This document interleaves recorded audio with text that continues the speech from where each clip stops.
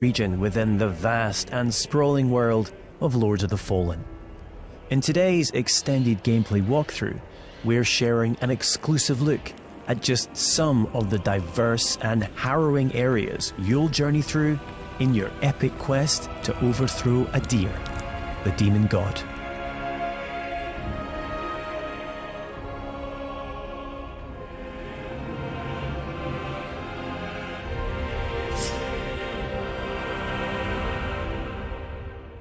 This is Skyrest Bridge. It is guarded by Pieta, she of the Blessed Renewal, one of the game's early boss encounters. We must triumph against her in order to proceed with our holy charge, to restore radiance to the 6 beacons of the Sentinels, and thwart Adir's uprising. O holy Aureus, by your radiance grant me the strength to continue to endure these dark days, to lay bare the path to salvation. And yet you now appear before me, a stranger, a betrayal made flesh, and one I cannot brook.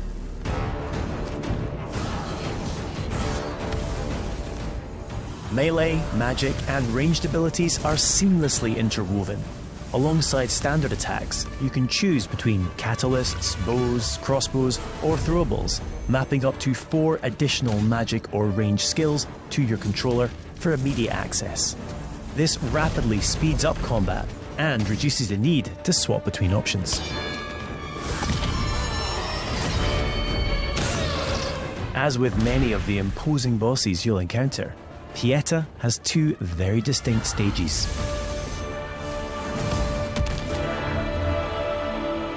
Death is not necessarily the end in Lords of the Fallen. When slain in Axiom, the realm of the living, you'll resurrect in Umbral, the realm of the dead. We now have one final chance to survive.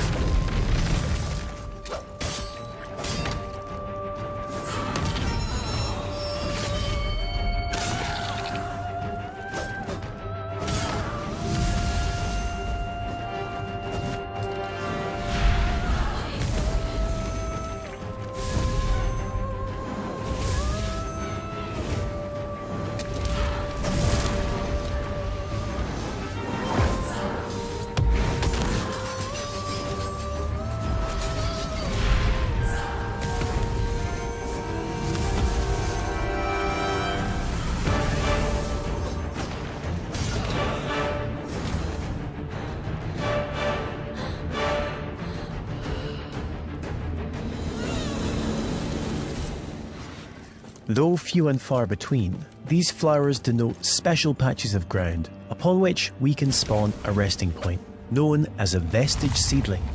These come at a significant resource cost, however, and we can only spawn 1 at a time. The realms of Axiom and Umbral exist in parallel. Each world features its own unique pathways, enemies, characters, and, of course, treasures.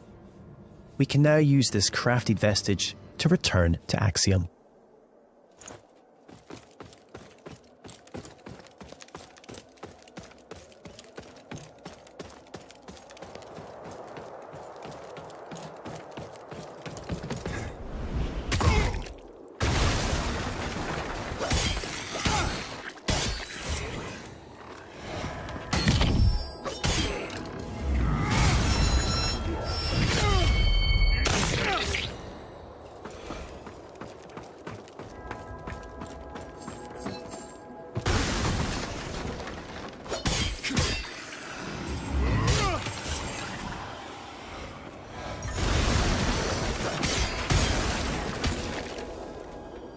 We can peer into the secondary realm at any time by raising the Umbral lamp.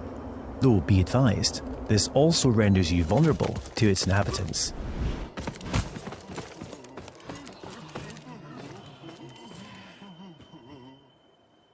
We will now use the lamp to cross over to Umbral, though doing so will consume 1 of our 2 lives, and it isn't so easy to return to the world of the living.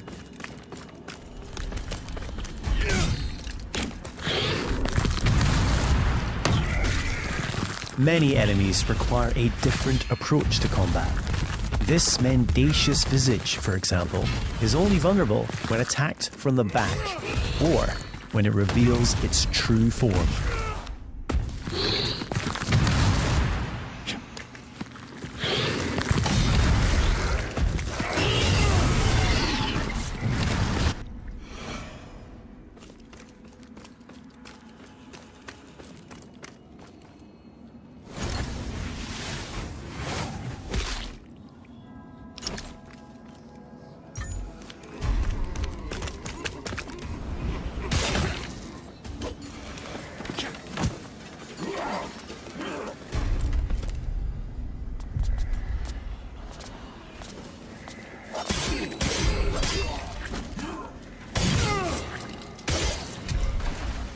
You'll also come across permanent vestiges on your travels. As well as using these to return to Axiom, you can also level up your stats at these locations.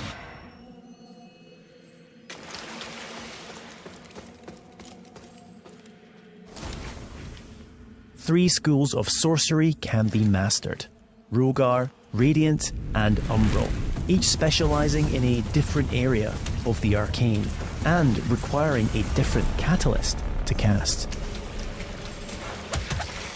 Our current build is adept in Rogar, characterized by devastating pyromantic attacks.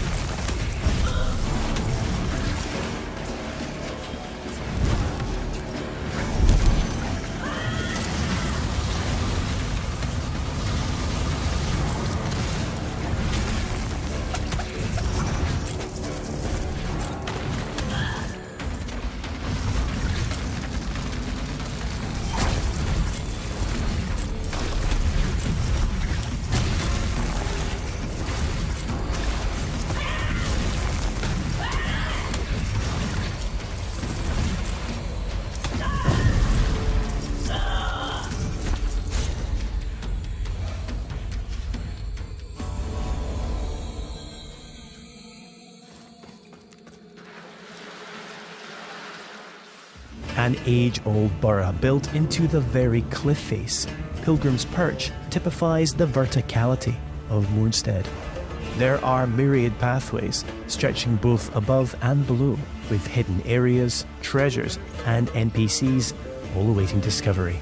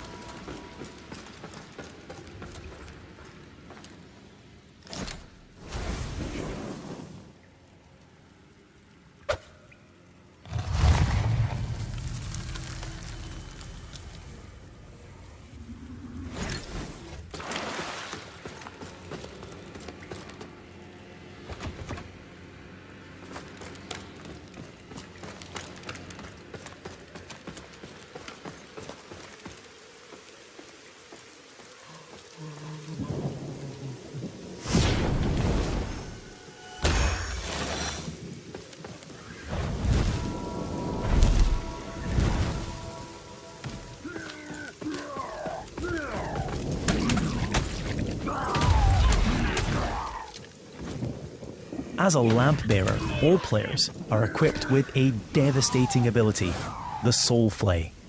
By using one of a limited number of soul charges, we're able to extract the very soul of an enemy, ready to inflict significant damage.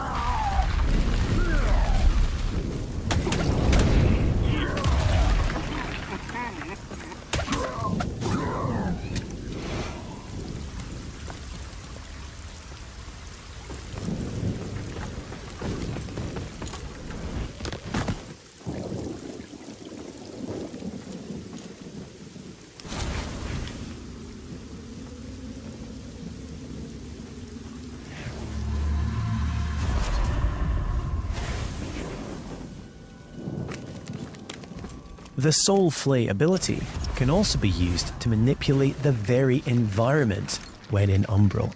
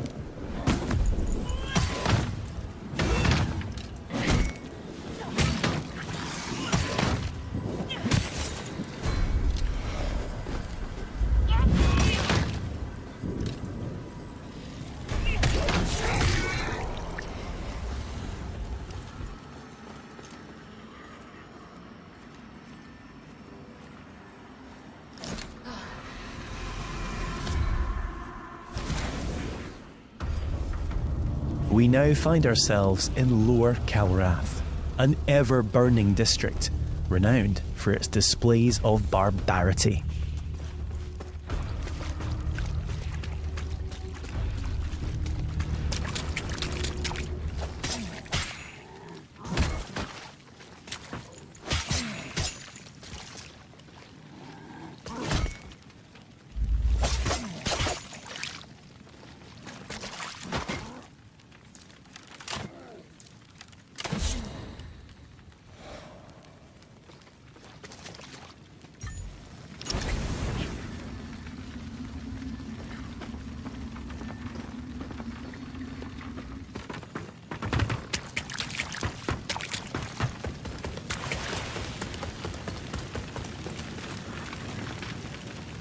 We're now going to invite a second player to join us on our journey. This is easily achieved at any of the vestiges. You can choose to fight alongside a friend or a randomly selected player. Either way, your co-op companion will remain at your side for as long as you or they choose. As a Radiant Sorcerer, our ally is able to buff either character with various enhancements.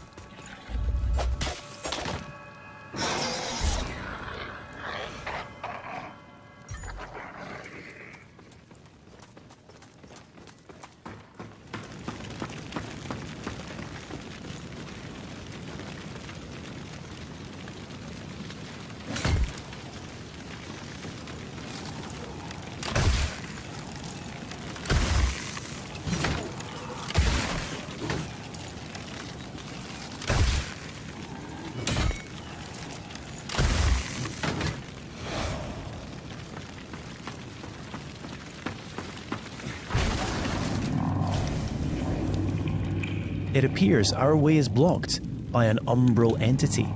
We will need to track its tendrils in order to locate and expel the source of its power.